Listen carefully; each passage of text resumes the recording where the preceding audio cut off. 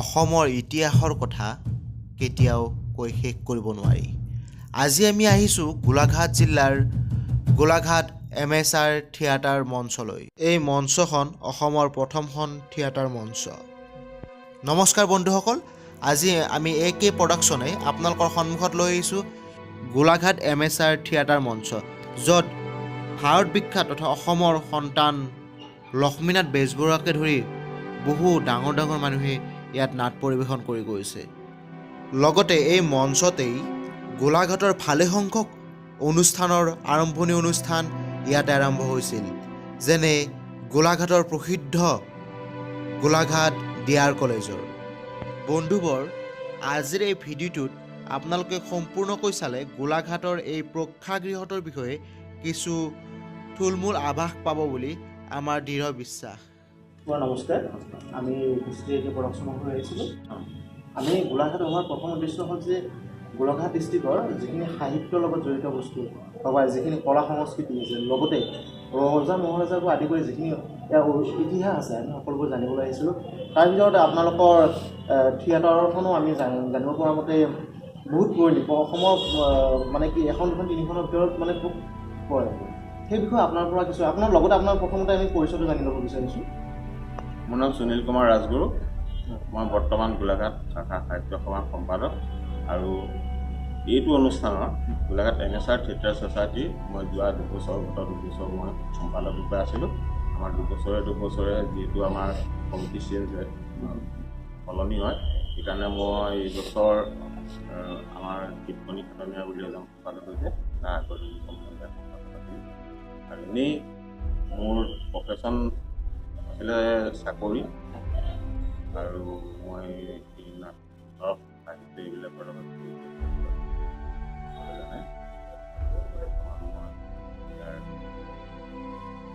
কাৰ্যকৰী সমিতি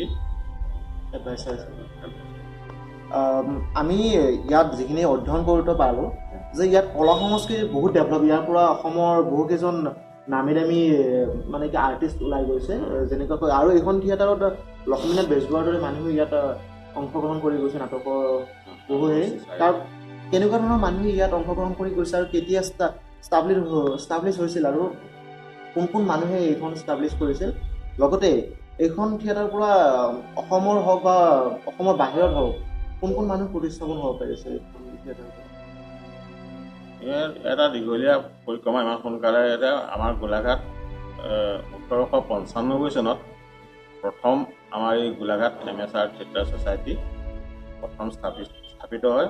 ইয়ালৈ চাকৰি কৰিবলৈ অহা জয়চন্দ্ৰ মৈত্ৰ বুলি এজন প্ৰশাসনিক বিষয়াই প্ৰথমতে এই অনুষ্ঠানটোৰ কথা তেখেতৰ মনলৈ আহিছিলে, আৰু তেখেতৰ লগত আমাৰ ইয়াৰ ধৰক ৰায় বাহাদুৰ ঘনশ্যাম বৰুৱা, গোবিন্দ প্ৰসাদ বেজবৰুৱা, তাৰপিছত উমেশ্বৰ কলিতা, এনেকৈ ধৰি বহুতে তেখেতসকলৰ লগত যোগাযোগ কৰি এই অনুষ্ঠানটো হৈছিলে। প্ৰথম ইয়াৰ ASSAM থিয়েটাৰ ছ'চাইটিৰ প্ৰথম সভাপতি আছিলে ঘনশ্যাম বৰুৱা বুলি।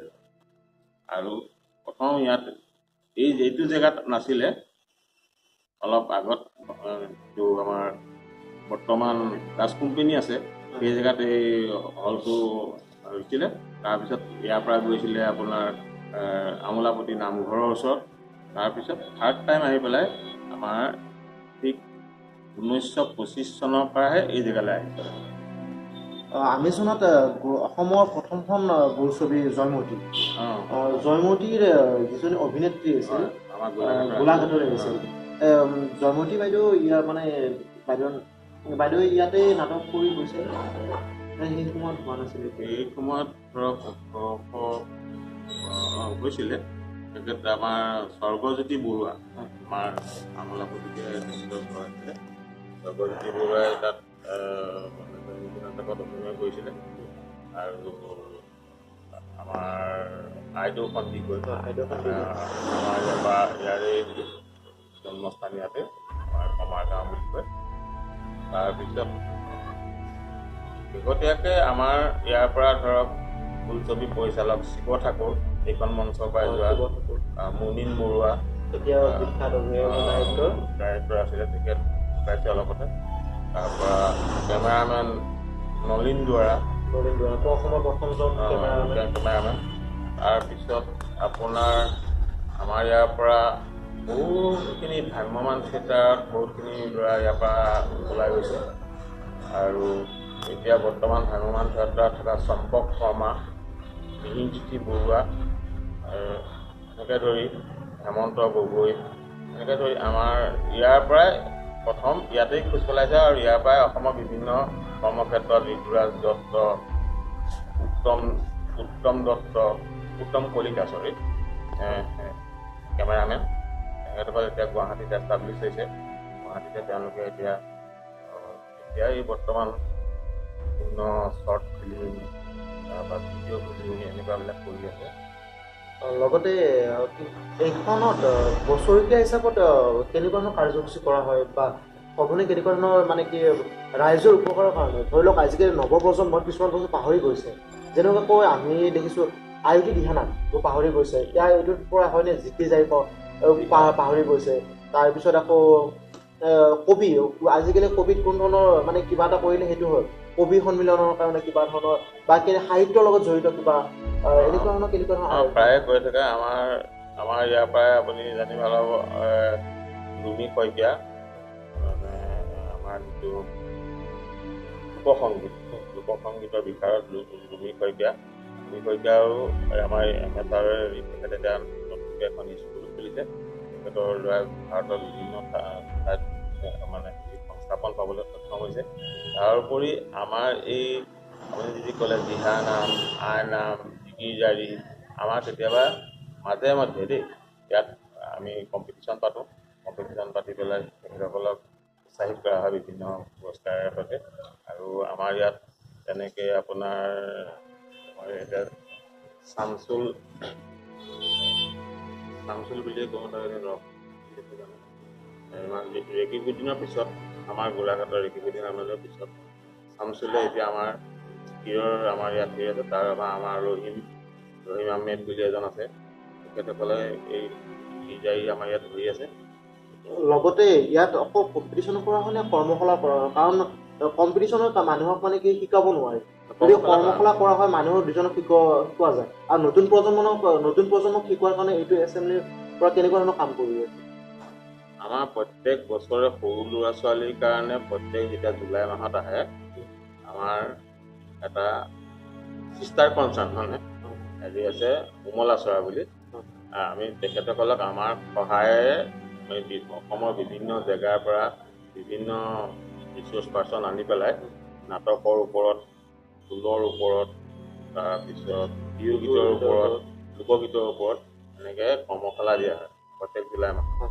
তাৰ উপৰিও আমাৰ নাটকৰ ক্ষেত্ৰত ডাঙৰ ল'ৰা ছোৱালীৰ কাৰণে আমাৰ NSDৰ পৰাও আহে কৰ্মশালা কৰিবলৈ, বা আমি লোকেলি এৰেঞ্জ কৰি পেলাইও এনেকৈ মাজে সময়ে 3-4 বছৰৰ মূৰে মূৰে আমি এনেকৈ বহুত ল'ৰা আমাৰ ইয়াৰ পৰা ওলাই গৈছে। কিবা আছে প্ৰথম জন্মস্থান এতিয়া আমাৰ গোলাঘাটৰ আটাইতকৈ বিখ্যাত, অসমৰ বিখ্যাত কলেজ হেৰি গোলাঘাট কমাৰ্চ ডিআৰ কলেজ প্ৰথম। এই ডিআৰ কলেজৰ প্ৰথম মিটিংখন ইয়াতেই হৈছিল। আৰু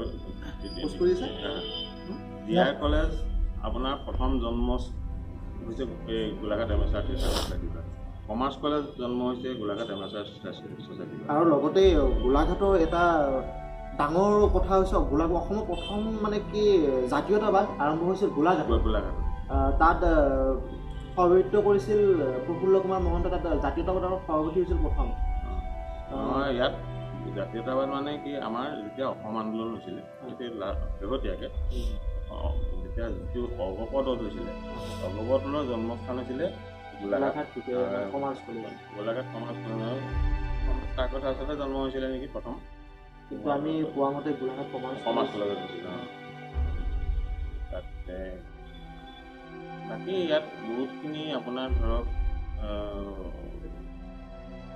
দেৱব্ৰত বৰুৱা চেণ্ট্ৰেল মিনিষ্টাৰ, তাৰপিছত ৰাজেন বৰুৱা, এনেকৈ ধৰি পলিটিকেল লাইনতো বহুতখিনি মানুহ পুৰণা মানুহ ইয়াত আছে।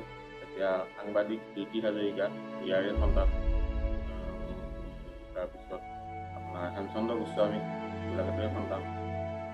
বহুতখিনি পুৰণা মানুহ ইয়াতে গোলাঘাটৰ কাৰণে মানে ঐতিহ্যপূৰ্ণ ঠাই আমি গম পাওঁ গোলাঘাটখন যদিও কৃষিজীৱী মানুহৰ বেছি বিখ্যাত কিন্তু গোলাঘাট এনেকুৱা কিছুমান সম্পদ আছে যি পৃথিৱীৰ বিখ্যাত যেনেকুৱাকৈ আপোনাৰ চাচি গছ মানে কিছুমান এনেকুৱা ধৰণৰ গছ আপুনি এতিয়া গড় এই গোলাঘাট ডিষ্ট্ৰিক্টত আপুনি কাজিৰঙা ধৰিলে গড়টো গোলাঘাট ডিষ্ট্ৰিক্টৰ গোলাঘাট জিলাৰ ভিতৰতে পৰে তাৰপিছত আপুনি কি কৈছে চাচি আমাৰ ইয়াত নাহৰণি বুলি এটুকুৰা জেগা আছে নাহৰণি চাচি ব্যৱসায়ৰ কাৰণে বিখ্যাত তাৰপিছত আমাৰ নামবোৰ আছে ওচৰতে গৰম পানী মৌ আছে সেইটো অসমৰ বেলেগ জেগাত নাই কিজানি গতিকে এনেকুৱা ধৰণৰ আৰু ঐতিহ্যপূৰ্ণ আগকেলীয়া নামঘৰ আছে ইয়াতে যিটো গদাধৰ সিংহৰ দিনতে হোৱা বহুত অনুষ্ঠান আছে আপোনালোকে ঘূৰিলে পিছত গম পাব ঠিক আছে আপুনি যিখিনি আমাক বহুমূলীয়া সময় দিলে তাৰ বাবে ধন্যবাদ আকৌ আমি আপোনাক বিচাৰিম আপুনি যাতে আমাক একো মই থুলমূলকৈহে কৈছোঁ দেই মই কোনো প্ৰিপেৰেশ্যন নাই বা কিবা নাই সেইকাৰণে আমি আপোনাক দেই ঠিক আছে হয় ধন্যবাদ